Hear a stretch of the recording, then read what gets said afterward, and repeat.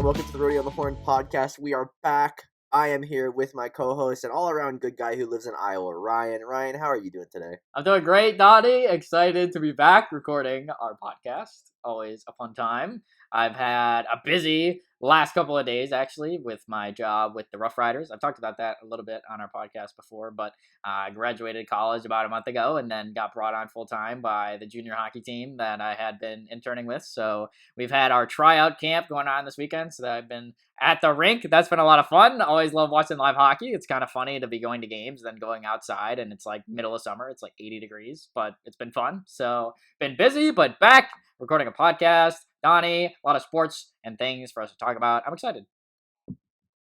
Of course, we are firmly in playoff time for two of the major sports in our world in North America and the USA. I guess we could just start off with the sport that we do end up talking about most, which ends up being hockey. We saw some pretty interesting series in the second round of the playoffs.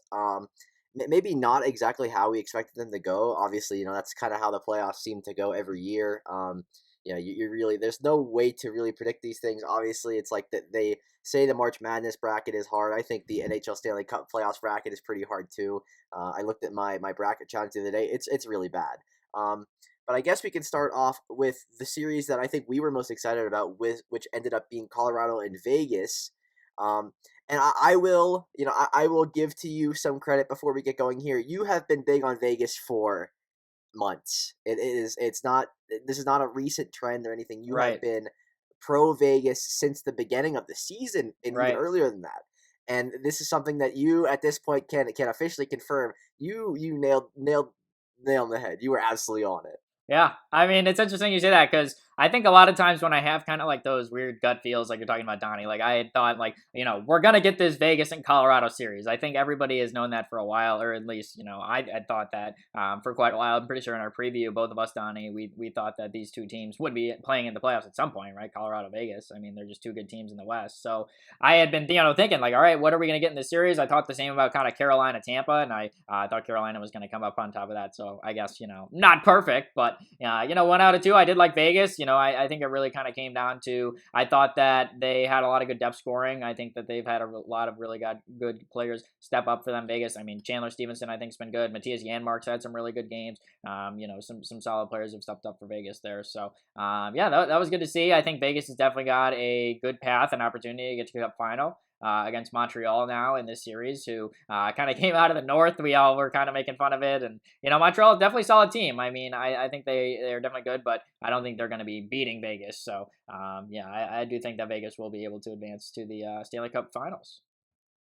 Yeah, I think I agree with you here. And, it was definitely surprising to see Colorado win the first game 7-1 in what was maybe the most lopsided hockey playoff game that I've seen in many years.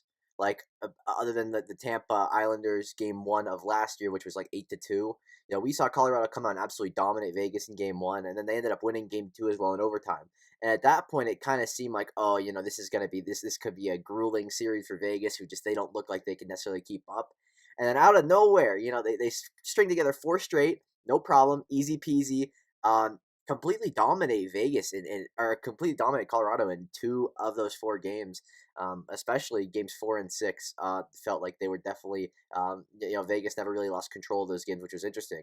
And yeah, we can definitely talk about how Vegas is going to end up matching with, I think, is probably the lowest seeded playoff team to ever make a conference finals, or at least in a long, long time, with Montreal being the 18th best team in the league in terms of points percentage, which is very, very much so not a playoff team in a normal year. I think even this year they would have been in a normal playoff setup. They would have missed the wild card, but instead they went out. Game 1 obviously was the best game of the series by far, at least in my opinion.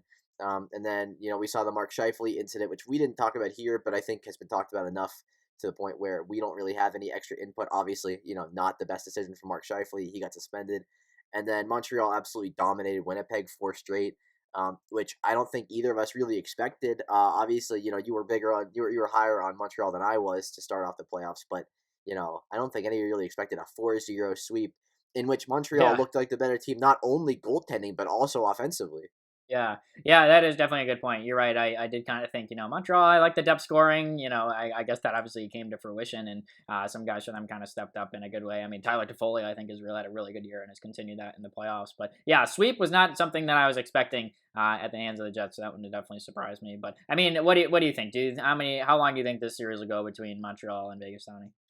Oh man, it's tough for me because I don't want to sell Montreal short because Carey Price has been very good, obviously. Um, but you gotta think, man, Vegas is they're just so much better on paper, at least. Obviously. My dad always says it's the hot goalie wins you a series, or a hot goalie can take you far in the playoffs, which is it's very much the truth. But you're running into another hot goalie in Marc-Andre Fleury, who has also been very, very good. If I was gonna say anything, I'd say Vegas in 6 to be safe, but it could be over in 5. I don't think they're gonna sweep. I think that would be when you get to the conference finals or semifinals as they're called this year, because I think we have 3 Eastern teams. You can't really necessarily say that anybody should be swept realistically, like on paper. It's not how that works. You win 2 series, you get this far, but I'd take Vegas in 6 as the safe pick, and I think Vegas in 5 is definitely a possibility. Uh, I wouldn't if you had to put a percentage, like an odds percentage, on Montreal winning the series. What would it be? I would say between 10 and 15%. That's where I'm at too. I'm about 10 to 20%, and obviously it's higher because you win one game and bang, everything changes. But you know it was a great run, but I think we're gonna finally see the North was more Mickey Mouse than anything. It was more just Yeah. as we've seen a lot in this in the last year or so with COVID and everything. Mickey Mouse playoffs is a very apparent thing, and I think the North is a Mickey Mouse division. But yeah, I think we can flip it over to the other side and talk about Hurricanes Lightning, which you talked about a little bit before, how you thought Carolina would put up a better fight.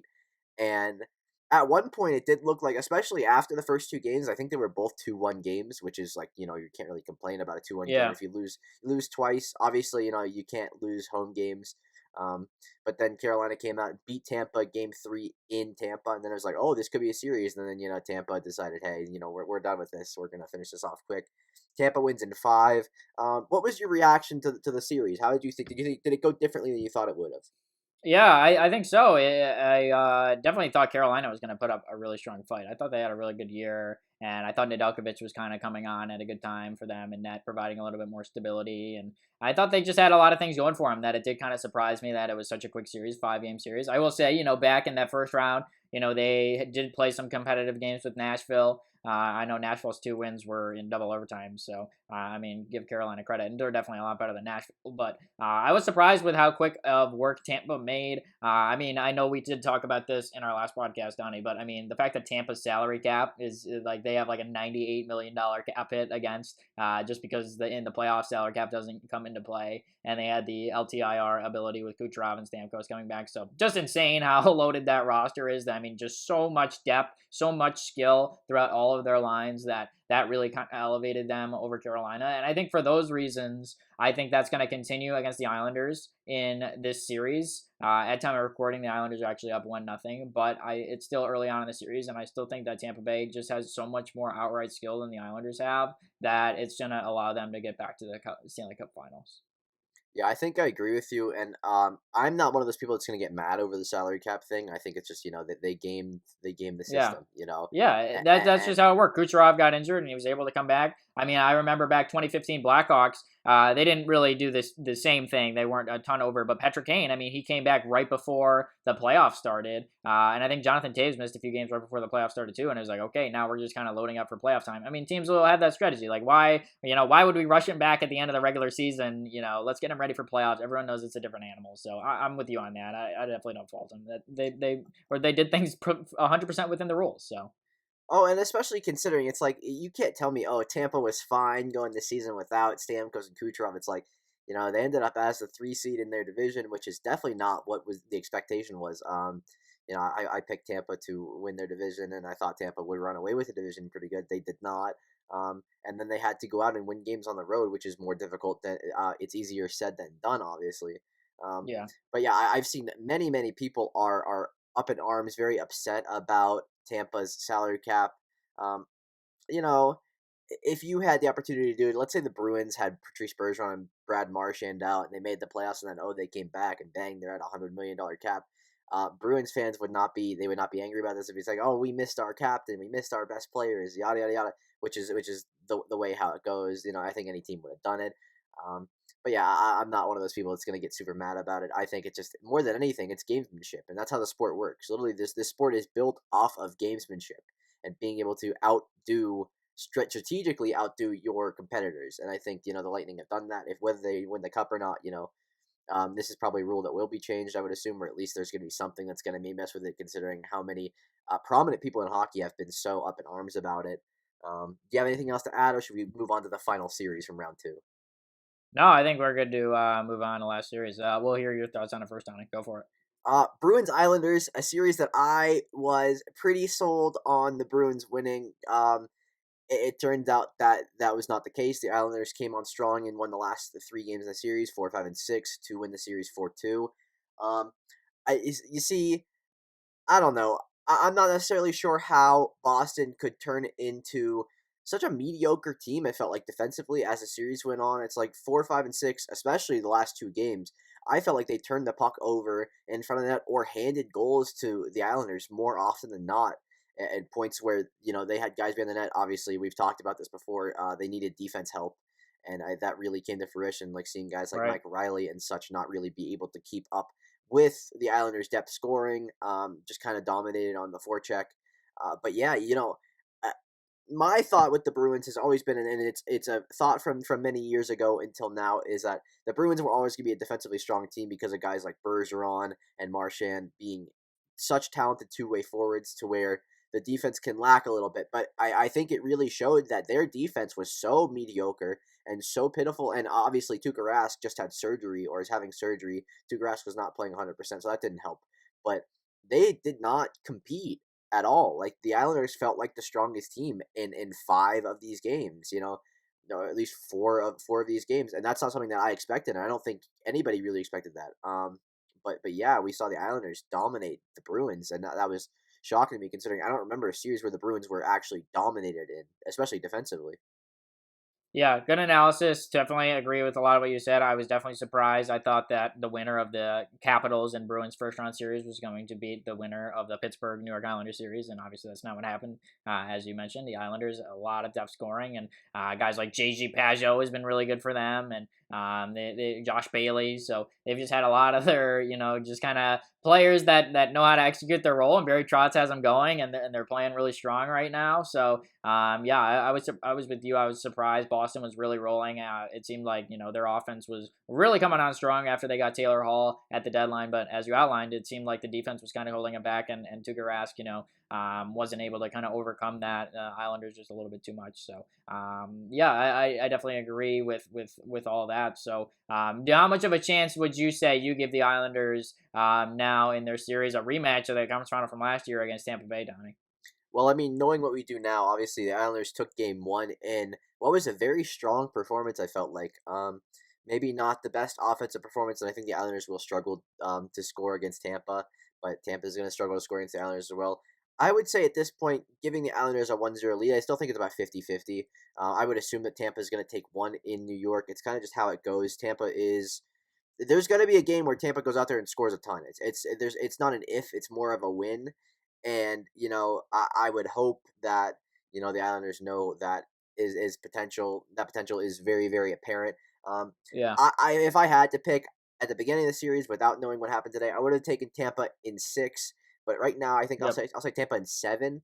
Mostly because I think Tampa will be able to bounce back game 2, and then they'll win one on the road. It's kind of what you expect. Um, and I think you'd probably agree with me on that sentiment there. Yeah, I had Tampa in 6 going into the series, and I would still stick with that. I think how you kind of outlined it, I would agree. I could see this series being one where they split the first 4 games of the series, were tied 2-2, and then it becomes a best of 3. And I think from that point, Tampa would win that best of 3. So I would go with Tampa in 6 for my prediction in that series. But yeah, I mean the Islanders, they're grinders. As you said, definitely could be a 7-game series. Definitely could even see them, get past Tampa, given the fact that they played last year in this same spot. You know that they're going to be very motivated to want to get past them, obviously. So we'll see if that ends up happening. I think it'll be a good series. Definitely looking forward to it. Yeah, and I think we obviously we have not talked about the NBA very much, so we can touch on what's going on in the NBA very quickly. Just a quick rundown of what happened in round one, because let's just be honest here. You know, the NBA playoffs are not super competitive early on for the most part, and I think that's something that we've seen over the last couple of years. Um, we saw Philly dominate Washington 4-1. The Knicks were absolutely destroyed by Trae Young in Atlanta 4-1. Milwaukee swept Miami 4-0, which was shocking to me considering what we saw last year in the bubble. Brooklyn, who is, I think, by all accounts, the favorite to win it all this year, and it's not even close, beat Boston 4-1. And then in the West, we saw Utah beat Memphis 4-1. The Clippers stormed back and beat Dallas 4-3 in Game 7, which was, definitely an interesting series. Luka Doncic needs some help. I think, anybody that knows anything about the sport could have told you that. Denver beat Portland. Damian Lillard needs help, pretty much the same thing.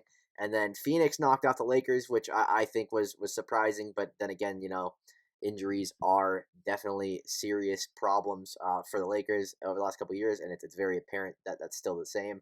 And now we move on to the conference semifinals where we have Philly up 2-1 on Atlanta. I think we can start there. As just being realistically, as a Lakers fan, I haven't watched as much of the playoffs as I would like to, mostly because it's painful knowing what you think the outcome is going to end up being. As a basketball fan, I think Brooklyn is far and ahead the best team in the league in terms of where they have a chance to go. But I've seen a lot of people say that they think Philly could beat either Milwaukee or Brooklyn and win it all.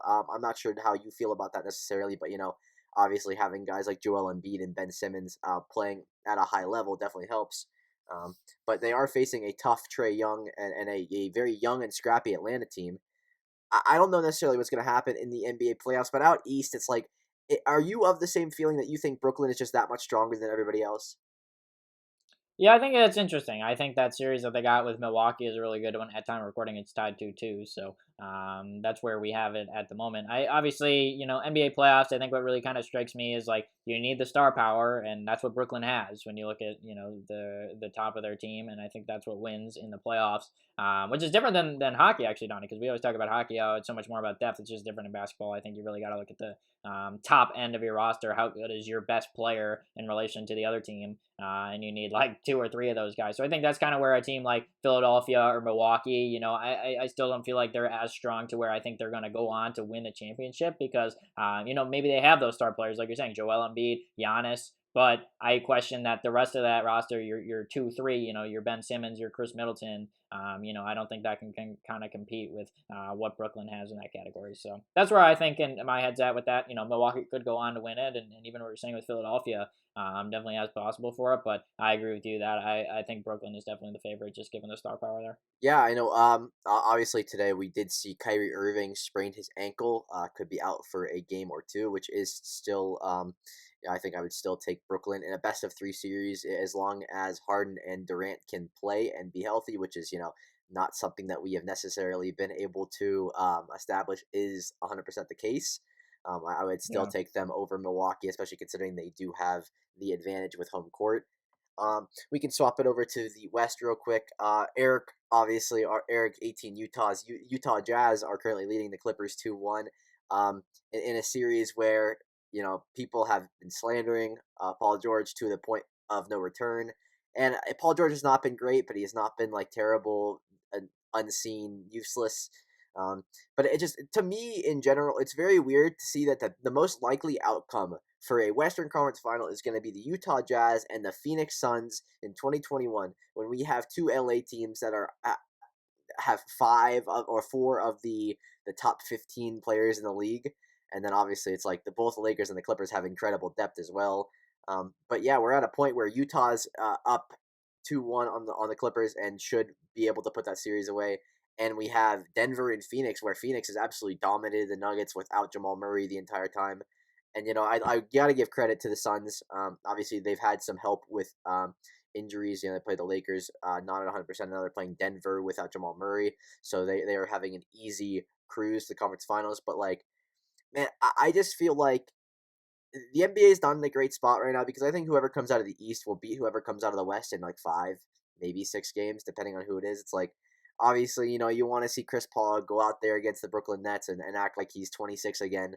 But do you really want to see the Suns try to stop Kevin Durant and James Harden, maybe Kyrie Irving as well, considering he's hurt, but he could be there. It just the NBA. It seems like there's a lot of people that have said this too. It seems like the NBA is at a point where they have to do something. There's got to be something out there that competitive balance issues or whatever. Because it's like I don't think there's any sport where competitive balance is so skewed to three or four teams than the NBA. It's like obviously we see in the MLB there are 10, 12, 14 teams that could theoretically win the World Series, and I think you would agree with me on that.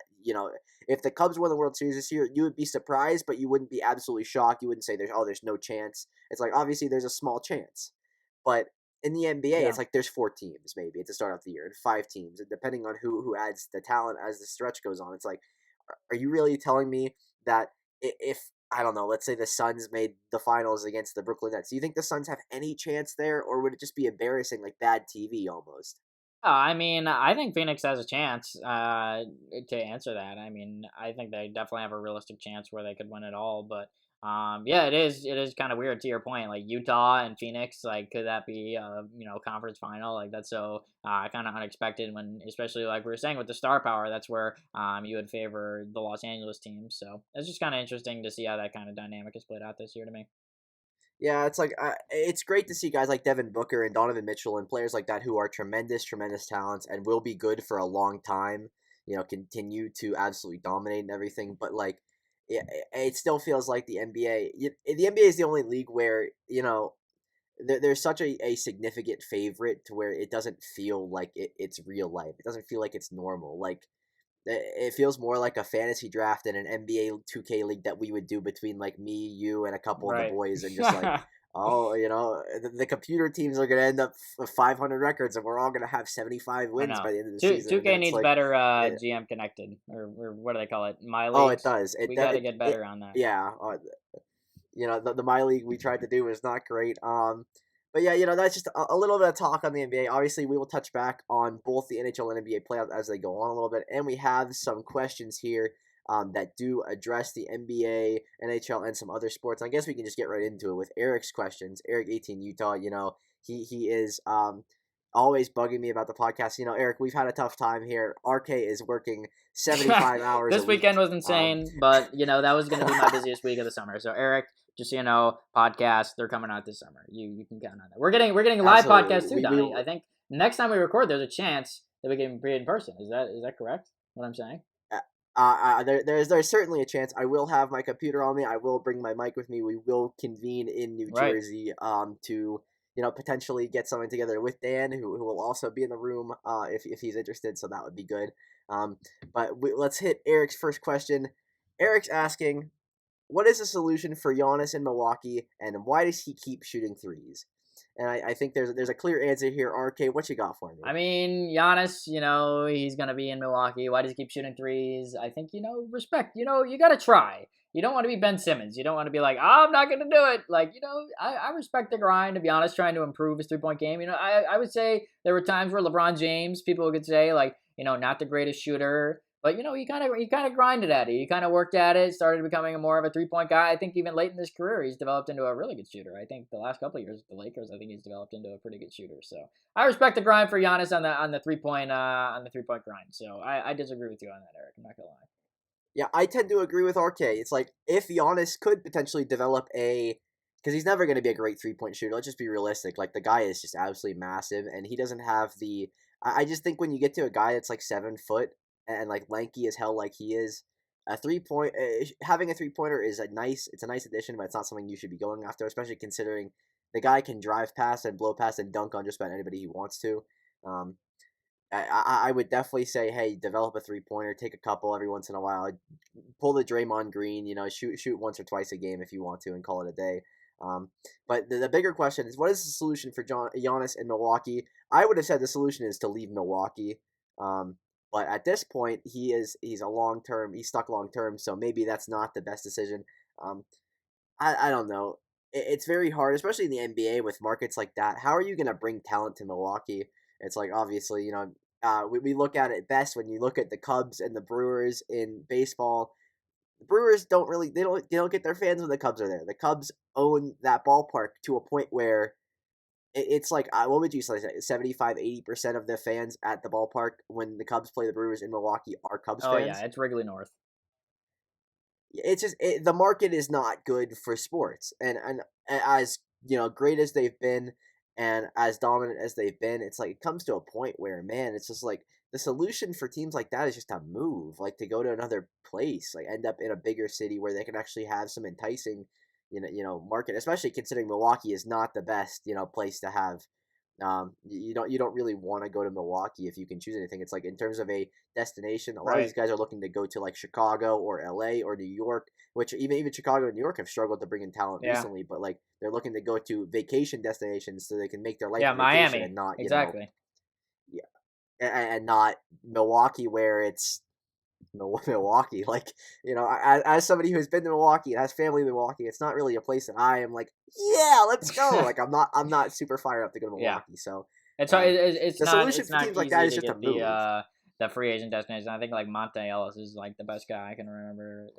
The Bucks getting there. And Monte Ellis was a Yeah, great good shooter. player. But that's not a guy that's gonna win you a chip. And the solution for players like that, sadly, in the NBA, is just to leave and find a new place. It's like as much as LeBron wanted to be successful in Cleveland, it's like it's Yeah, it Cleveland. was, and You know, LeBron admitted that too, Donnie. He would admit times like, dude, it was hard for me to recruit guys to want to come to Cleveland. And then when he went to Miami, when he went to LA, it was way easier. Like it was so much easier for him to Oh, of get course. guys to You, play with you him. you you think LeBron and Cleveland, if they had the same team, they could have enticed Anthony Davis to stay there long term? No Yeah, way, right, bro. exactly. There's no chance.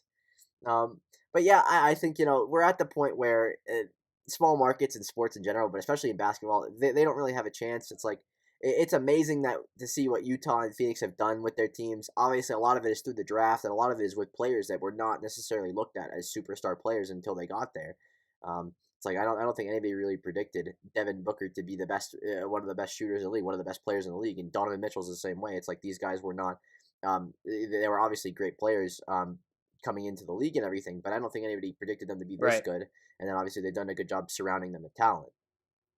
Yeah, no doubt. Yeah, neither of them, the top five, this guy's a can't miss Oh, of prospect. course. So both of them have had really good development, better than people would have thought, as you said. Yeah. Yeah, I think that can go to Eric's next question is, can the Jazz win the title, and how do you view Donovan Mitchell? RK, you can start off with this one. Yeah, I don't think the Jazz are winning the championship. Sorry, Eric. I'm just gonna be honest with you. I don't think it's happening. So yeah, that's my thoughts on that. And then, I mean, Donovan Mitchell, though. I mean, I think he's definitely continuing to still emerge, like as a superstar. And I think he's got some pieces around him where he can be successful there in Utah. But he's still pretty young, still a young player. So 24 years old. So I like Donovan Mitchell a lot. I think he's going to continue to get better, but I don't think the Jazz are winning the championship this year. Yeah, I mean, it's like I definitely agree with you. Rudy Gobert is a great depth guy to have around you, and then they've got guys like Joe Ingles, who is the definition of just a shooter, just a bucket. Jordan Clarkson has turned into a great player as well.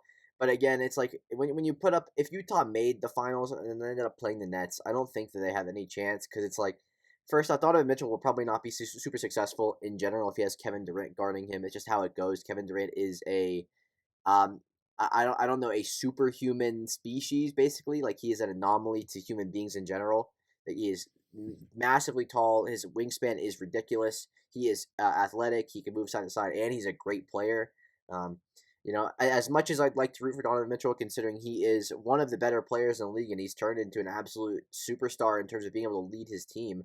It just, in the NBA, you have to have multiple of these guys. And as much as Rudy Gobert is a great player in his own right, Rudy Gobert is not going to be the secondary scorer that's going to put up 40 a night, or come in and have one of these fantastic games. He's gonna grab a lot of boards, play some defense, but you need to have somebody who can stop a Kevin Durant type player, or even with the Clippers series. If they lost to the Clippers, I wouldn't be shocked. So I guess we're at a point where they're just going to keep building talent or trying to get players to go. But again, it's Utah, and it's very hard to bring, especially with what we've seen, some racism issues and such in Utah over these playoffs at least. It's going to be very hard to bring in talent, especially when most of the high end players are African American, or at least have are minorities in terms of Utah's a very, very white state demographically, so it's going to be tough to bring in anybody talent wise there. Um, we can move forward to Eric's next question. Could the Islanders just say fuck it and win the cup? His dad thinks it's Vegas Islanders finals lock, but he's not so sure. We've talked about this a little bit. What are the chances of an Islanders Vegas final? Yeah, I think that Vegas is going to get there to the finals, and I think the Islanders have a chance to beat Tampa. I personally think that Tampa Bay is going to win the series, so I think that the Islanders definitely have a chance. I think that I can see why someone would really like them and select them to make it to the finals. If I had to put a percentage on it, I'll say there is a 35% chance that the Islanders make it to the Cup Finals, and I got Vegas on the other side. So I don't think your dad is crazy for that, but I have Tampa in the series overall. Yeah, Eric's explanation for this when I asked him is basically with Vegas especially, he said that Marc-Andre Fleury is like the best goaltender in the league. He is elite. He is a superstar, which is not the case. And I will say that first and foremost, Andrei Vasilevsky still exists. He is very clearly the best goaltender in the league and has been. He's got like a 935 save percentage in the playoffs. Very, very hard to do, especially when you're playing top competition all the time. Um, And we honestly, talked about it a I little would bit even before. say on that note, I would take Carey Price over Marc-Andre Fleury at this point too. If Oh, of we're just course. talking about I goalies definitely that agree are as well. remaining in play, so I would probably take him over Varlamov. But although Varlamov's definitely had his moments where he's been pretty good for the Islanders, but I would probably take Fleury over him. But I think there's two goalies left that I would take before Marc-Andre Fleury at this point. Yeah, and it's not a slight to Marc-Andre Fleury, so just make sure Yeah. that that's Oh, for known. It's, sure. it's not like we're negatively talking about Fleury. He's been, he's definitely exceeded my expectations for what he's done in Vegas, especially this year where he was very very good the entire year, and he was the main catalyst for all their success here. But yeah, definitely not the guy who's going to be carrying his team. Obviously, Vegas has the easier road to the finals than either of the other two goaltenders you mentioned there, but Um, at this point, probably take the 35% as well in terms of the Vegas Islanders final. Uh, we'll take two more questions from Eric. The first one, what's a random NFL take floating around in your head deep in the off season? RK, you got anything that's really like just a hot take about the NFL for this upcoming season? That was an interesting one. I was trying to think about that because what Eric's saying is funny because I definitely can agree with you. Sometimes you're just like thinking, like, oh man, I wonder if this guy. Last year was definitely Kyler Murray winning MVP. That was definitely 100% the take that I had that did not come true. Kyler Murray did Which win was one that MVP. I was like low key agreeable. I Like I know. thought that was a decent I was plan. really Like fired up about that one, but I don't really have a significant hunch at this point. I mean, mostly I've been thinking about the Eagles, and I still think they're a pretty mediocre team. Although I think their offense has a little bit of juice, a little bit more skill player position juice. I think Jalen Hurts and Devontae Smith and Jalen Rager, Miles Sanders, Dallas Goedert. I think that offense has some potential to be solid. So I guess that's mostly where I'm kind of thinking like, well, maybe the Eagles could kind of fly under the radar a little bit. I saw some projections where they had the Eagles as pretty trash. I was pretty low on the Eagles last year, and they were not very good. So I have a little bit more optimism to see how they do this year. So that's mostly where my head's at when it comes to the NFL at this point. so, I'll parlay this into a different question. Who do you think is going to be the worst team in the league, and who do you think wins the Super Bowl if you have to pick a team right now? Oh man, way to put me on the spot, Donnie. Let me I pull I up mean a. I could take this over. Yeah, I yeah. could take this over Give me your immediately. response So while I mull this over. the worst team in the league is going to be the Houston Texans because I don't think Deshaun Watson ends up playing, and I think Oh they win God. one game. Yeah, they playing Davis Maybe, Webb or who was the uh, quarterback they took? No, not Davis Webb. I'm missing that name. They drafted some. They took Davis Mills. Davis Mills. There we go yeah, from Davis Stanford. Mills. That's Yes. right, Davis Webb. Um, That's a funny mention for me. The Giants legend Davis Mills, but they actually have Tyrod Taylor and Davis Mills as their two quarterbacks Tyrod, behind right? Deshaun Watson, Yeah, Houston's and gonna be bad. obviously Just lost J.J. we, Watt. we they were so bad last year too. That's the thing. They were Yeah, a very very poor team last year. I So I don't agree. think they're getting any better losing their franchise quarterback, who has a multitude of fuckery going on with his personal life. Still have not really. We haven't heard an update on that. It's been a very very weird situation with that. Considering I don't know if they're going to court or not. There's a very weird massage therapist lawsuit there, which could very well end his career. We're not sure about that.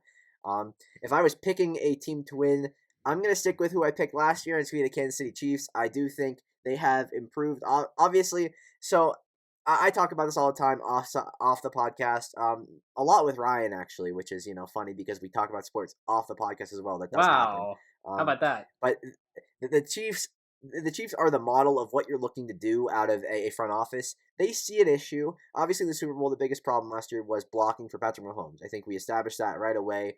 Tampa Bay was in the backfield every single play. There was no way. And Patrick Mahomes was playing with like turf toe or a foot injury or something. I don't remember necessarily what his injury was, but Patrick Mahomes was hurt, and they were making him move every single play and throw on the run consistently. So what does Kansas City do? They go out and they completely rebuild their offensive line. They do an absolutely amazing job in terms of addressing needs, where a team like the Giants, who I root for, did not do that, and that hurts my feelings a lot. But we've talked about this before.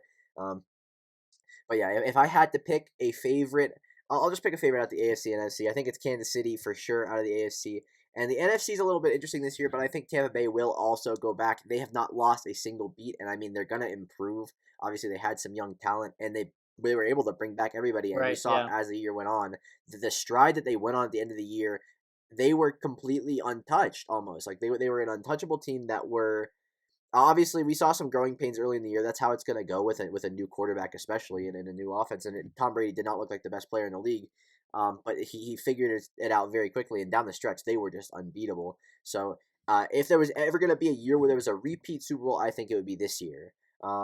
Ryan, do you have an answer for the worst team in the league to Yes. start off with? Who Yes, you I got? do. Worst team in the NFL next year, I'm going with the Detroit Lions.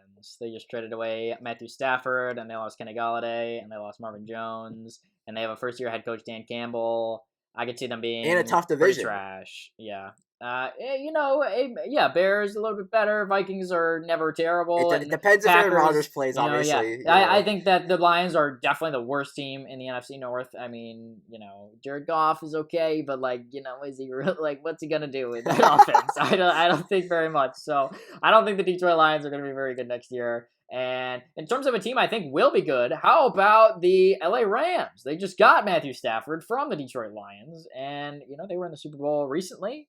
They got some nice running backs. They got some nice receiving cores from Matt Stafford. They got some star players on defense with Ramsey and Aaron Donald. So that's a really good division, NFC West. But I think Matthew Stafford's really good. So I can see the Rams actually being a pretty solid team next year.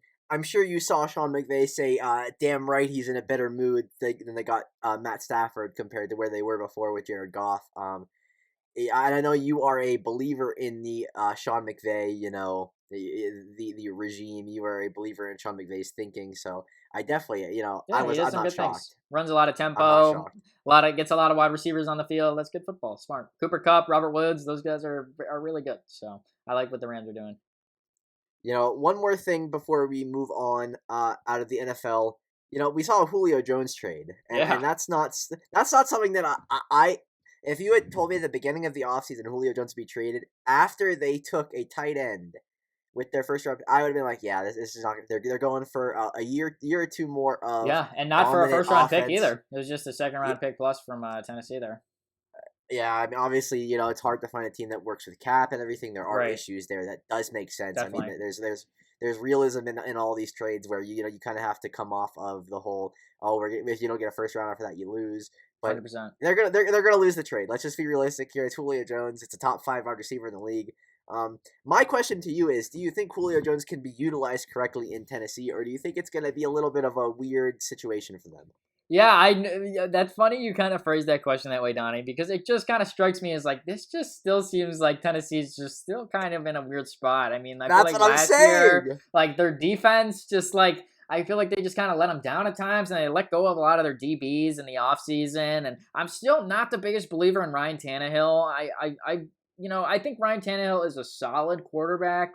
He can get when he's got Derrick Henry behind him, he can look really good. And sure, that they have potential where they could be good. That offense has a lot of firepower, but I still don't I just don't take Tennessee seriously to where I think they're gonna go and just storm through the NFL and be 14-3 or something like that, because we got 17 game schedule coming up. It still just kind of strikes me as a weird situation, as you were kind of alluding to there, Donnie. I just, man, it might sound bad or whatever. It might sound like I'm not grateful to watch Julio Jones, but man, wouldn't it be great to have seen him actually go to a team with an elite quarterback?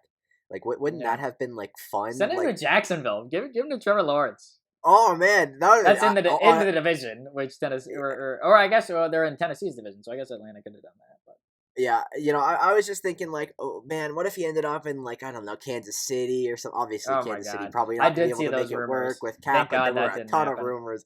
Yeah. Man, if he went to the Chiefs, that offense would may have been the best offense ever in the history Yeah. of the sport. Like I think about well, all the weapons, yeah, Kansas City would bro. have been Come on, Patrick Mahomes insane. throwing to Tyreek Hill, Julio That's Jones, not fair. Travis Kelsey. It's just come on, That's that's like literally Madden. we need David Stern to come in and veto it like Chris Paul Yeah, style if yeah, that it's happened. that's definitely So, definitely not wrong. but kind of back to the point of why maybe I think Tennessee's kind of a spot. I have a weird vibe about Mike Vrabel. Like I feel like Mike Vrabel is like gonna hang around the NFL for a while. He might get another head coaching job after Tennessee, but I just feel like sometimes he does some things that are a little bit strange, and how he handles the media. Like I feel like things could kind of go south with Mike Vrabel and the Titans. I don't know. Maybe that's just kind of a gut feel. Maybe he's good. I don't know. But I just always kind of got a weird vibe about Mike Vrabel as a head coach.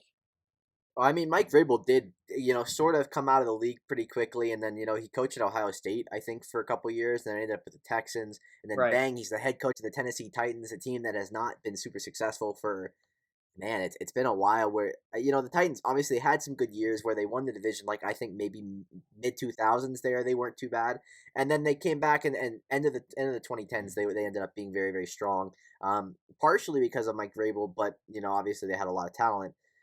But yeah, it was surprising me more than anything to see, as you mentioned before, their defense kind of just fell off. Considering, I thought, especially years prior, like the Titans' defense was like their strength.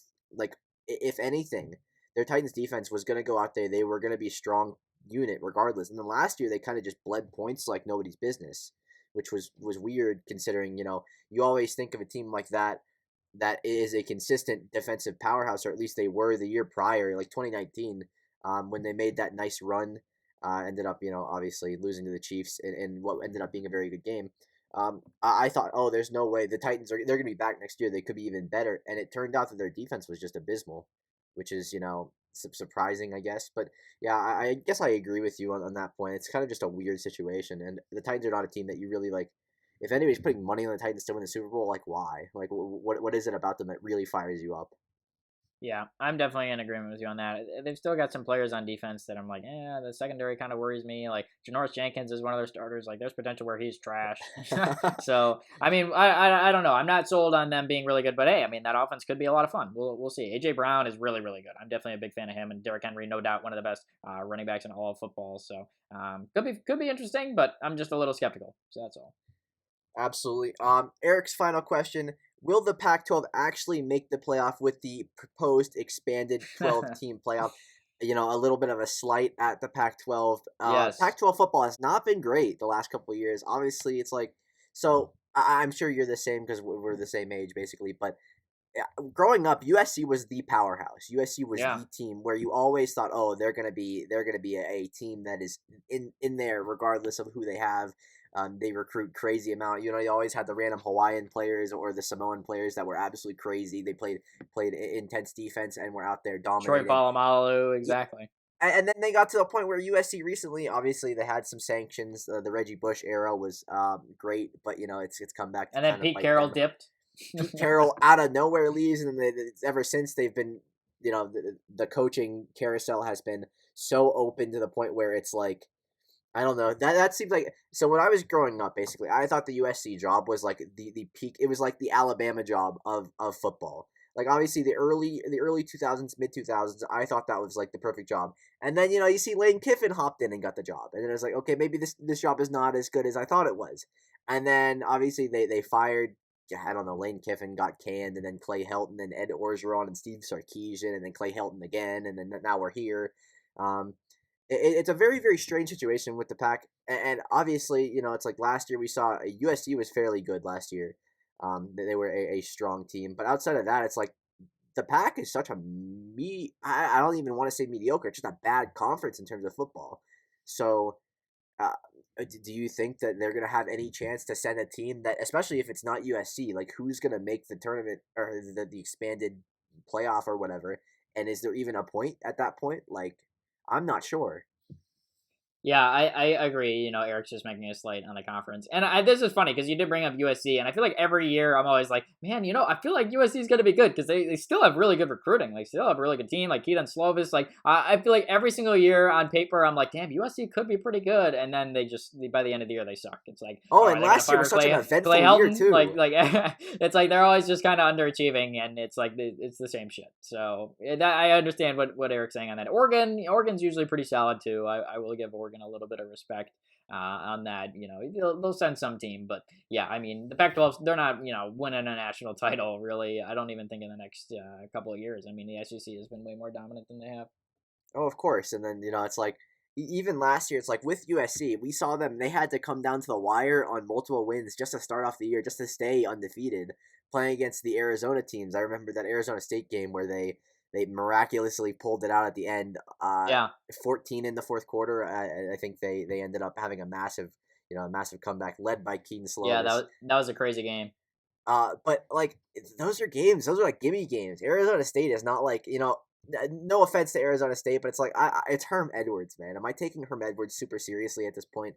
Coaching a collegiate football team that is just not necessarily like the cream of the crop. It's Arizona State, man. It's like, and then they struggled against Arizona, who literally didn't win last year. Let's see, I'm pretty sure Arizona was 0-5. They were 0-5 last year, and they struggled against an Arizona team that did not win. And it's like, that's where the expanded format comes in and kind of just throws me a little bit. It's like, do I want to see some of these teams make it that far? Am I really like excited about seeing? It's like we've talked about this before, but like the Hawaii's when they have these great undefeated seasons, and then they end up going and they play somebody, and it's like, oh, maybe that team wasn't that good, or they go out and they deserve better. But we see it all the time with the non major conference teams out there. They have great years, and then they make it that far, and then they play a real team. They play Alabama, and they lose by 35. It's like, yeah, this is what's expected. Do you really want to see that happen over and over? And I think that was like the general definition of, if you put the Pac team in the playoffs, it's going to be like that.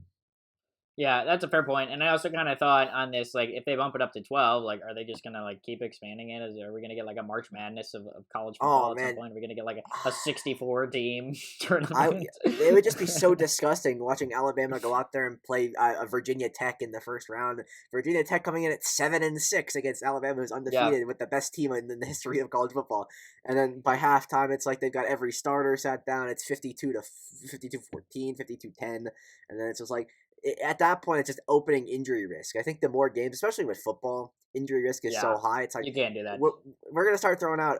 I mean, I understand 12 teams not that much. It's like not that bad. But when we start getting to the point where every ranked team is playing a game to try to get into the top, get in the tournament or whatever, it's like, maybe we need to stop. Obviously, it's a Yeah. money thing. It's a money thing. Let's just be realistic here.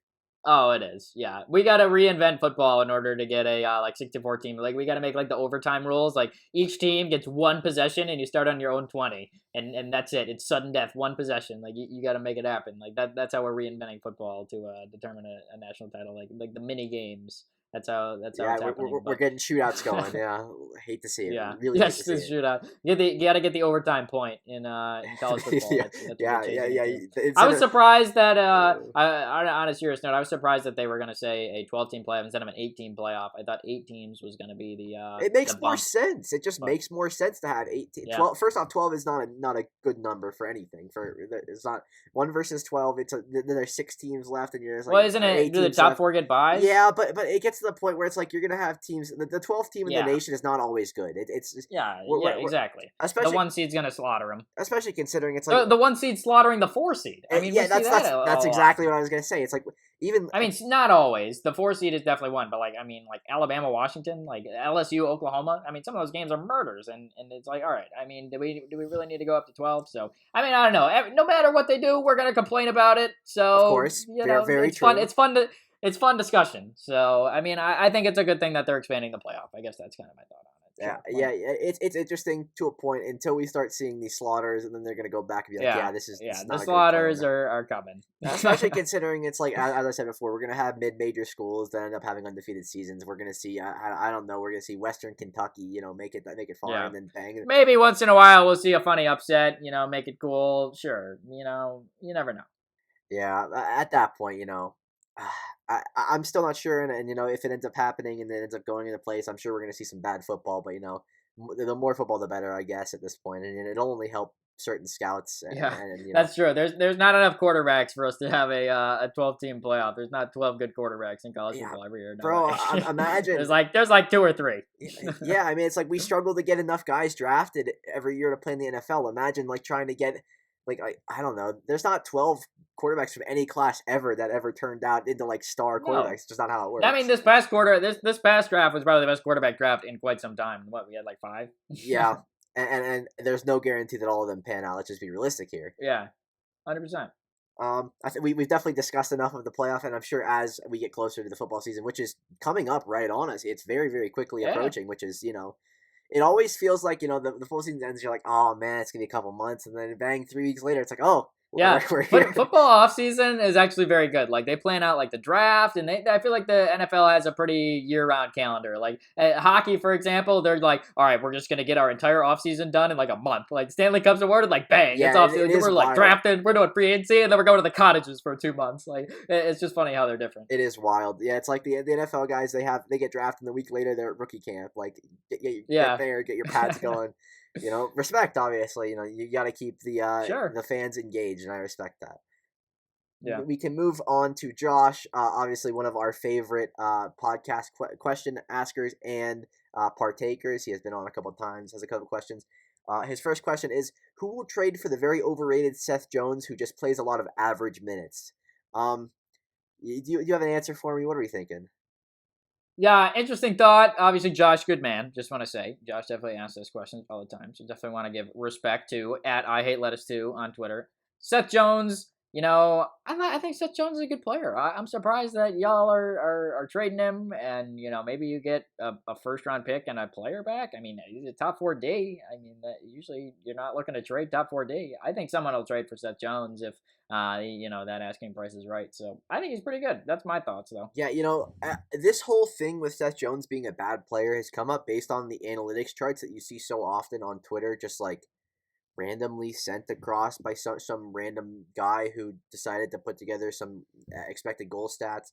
And Seth Jones had a bad year. I think that's pretty established.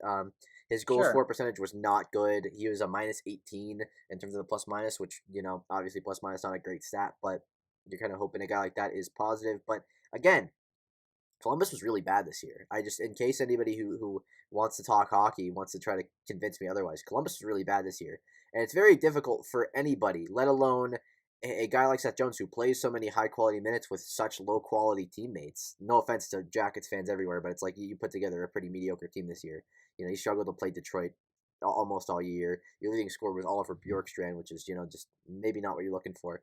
Um, but when it gets to the point where you're calling players bad because of one bad year and a shortened year where, first off, everything was a lot different. Second off, the team was just abysmal. It was a very, very bad hockey team this year. Um, I don't know. I feel like Seth Jones will end up going somewhere, and I mean, I'm the only person that remembers this, I guess, but I think 2-3 years ago, people were saying, is Seth Jones the next superstar defenseman in the NHL? It's like I used to hear all the time how Jones and Werenski were going to be the duo that scares the league forever. It's going to be like the unstoppable duo.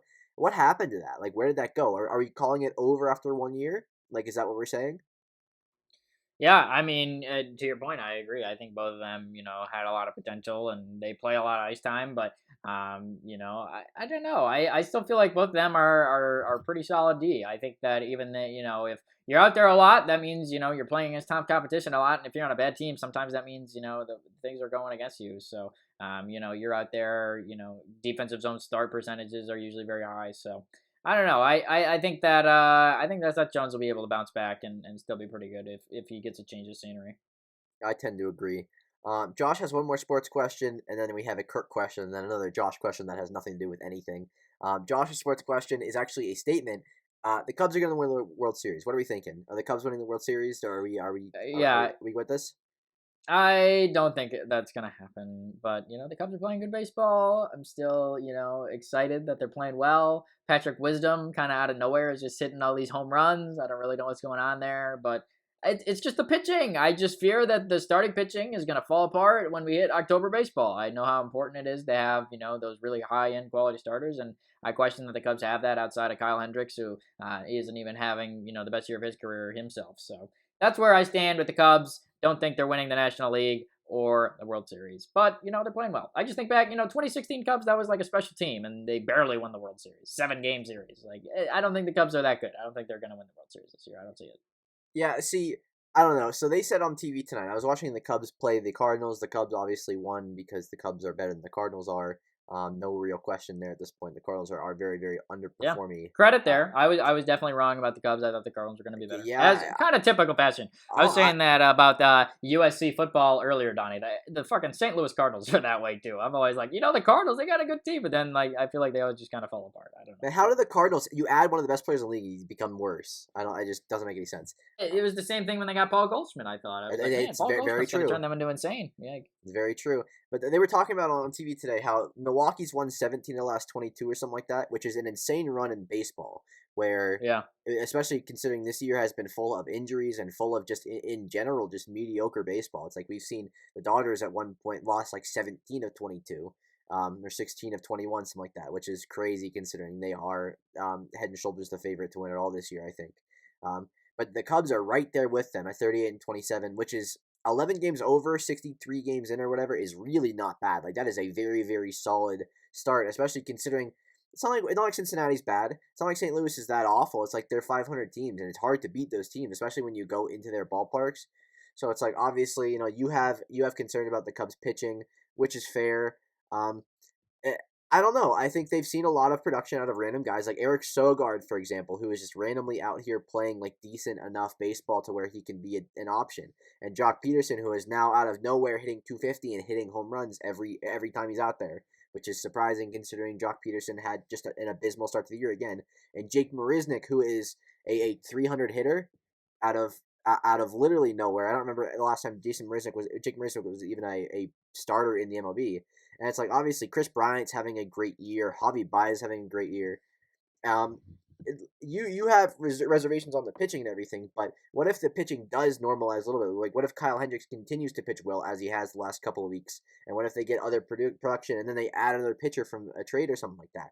Could you potentially see the Cubs maybe not making a run? I don't think they're going to end up beating the Dodgers or the Padres, one of those teams, but if they ended up in like, I don't know, the championship series in the NL, would you be shocked?